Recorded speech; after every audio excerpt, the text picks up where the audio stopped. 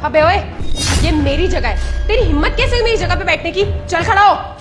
क्यों मैडम, आपने ये सीट बुक कर रखी है क्या?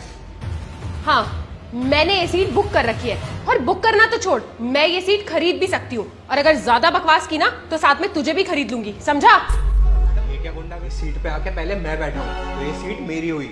मुझे लगता है तुझे ऐसे समझ में नहीं आ रहा है। रुक, तुझे अभी मैं बताती हूँ। Waiter, waiter! यस मैम, क्या हुआ? तुमने इसे मेरी सीट पे कैसे बैठने दिया? मैम ये भरत सर है।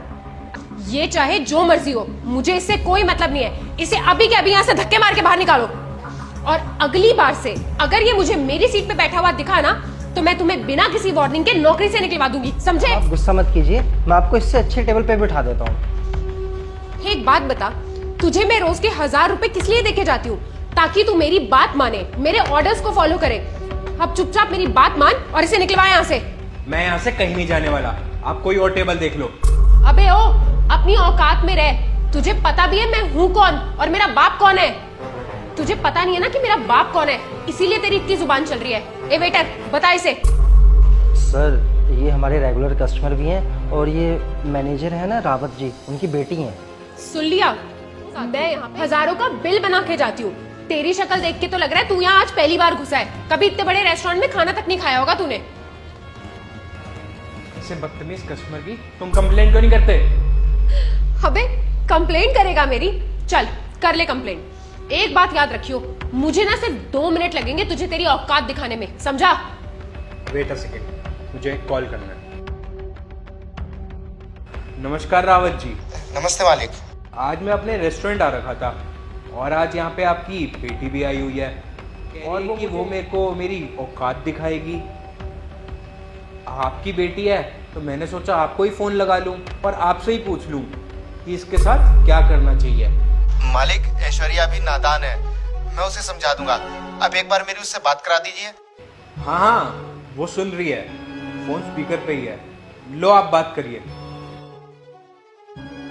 ऐश्वर्या, बोलने से पहले ये तो देख लिया करो कि सामने वाला बंदा है कौन, क्यों मुझे बर्बाद करने पे तुली हुई है। जल्दी उनसे माफी मांग और निकल वहां से।